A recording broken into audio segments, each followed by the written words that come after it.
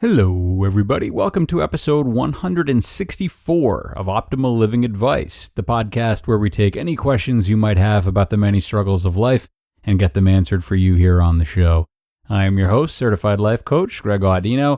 Very thankful to be with you today and to be able to answer another listener's question. Today we've got one about self-comparison, that little devil. Let's take a look at self-comparison, how it changes with age, and what we can do to make that change healthy. Here's the listener's question. One thing I struggle with is learning not to compare myself with others. It's a continuous battle. There are days when I feel like I have overcome it, but eventually the habit of comparing myself always comes back. It's something I guess you learn to deal with better as you get older, but I wish the solution came easier. Okay, great question. Thank you for sending this in. I think you are absolutely right that it will get easier with age, but it's still a part of who you are now, and the fact that you are addressing it as something you know is there and you would like to work on is really great. You're going to age very gracefully if you can explore any of the uncomfortable feelings you get rather than resist them. So keep it up. Now, while self-comparison does lessen with age, it's important to remember that the reason for that is not simply getting older. It's not like self-comparison goes away with age the same way that hairs go gray with age.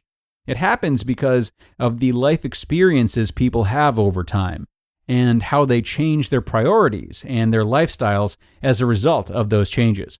And though you can't really rush those things, there are ways to make adjustments now that I think can help you see things a little bit clearer and make you not need to compare quite as much. So let's start with this question. If you think you'll get better at not comparing yourself as you age, then what do you think are the kinds of comparisons you'll feel are silly when you're older? Self-comparison is like bad eating in some ways. Everyone knows you need to eat more fruits and vegetables. It's really not rocket science, but they eat less of them anyway. So, what comparisons are you making that you already know aren't about important things? What can you envision your future self laughing at your younger self for? Sit on this question and see what you can come up with. And once you have come up with some answers, think now about triggers. What triggers these things?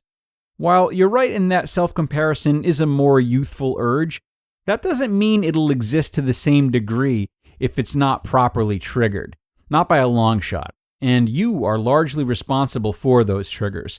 So, if you can get some ideas about what might trigger the comparisons that you know in your heart are not important, it's time to experiment with removing those triggers. And don't get nervous. I'm not telling you to upend your life.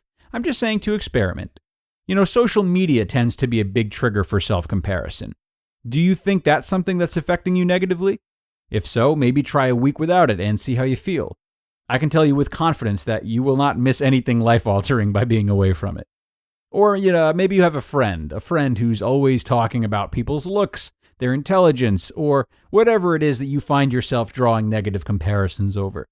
That would be a big trigger.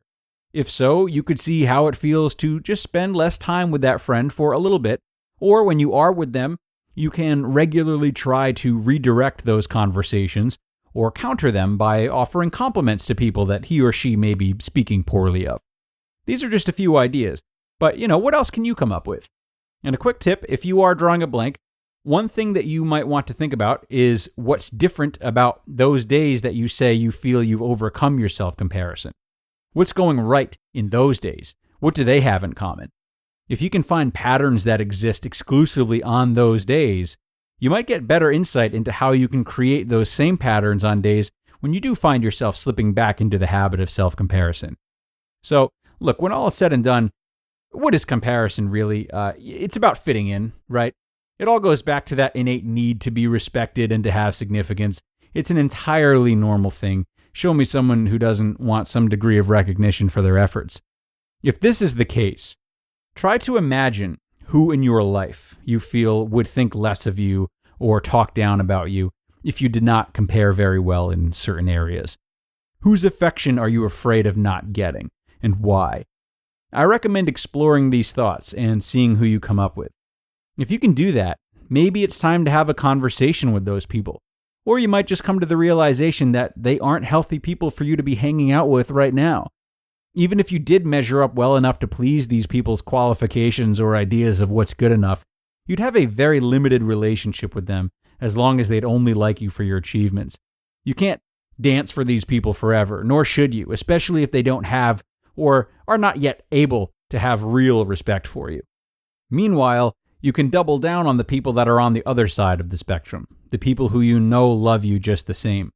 You can also double down on the things that you love that have nothing to do with comparison.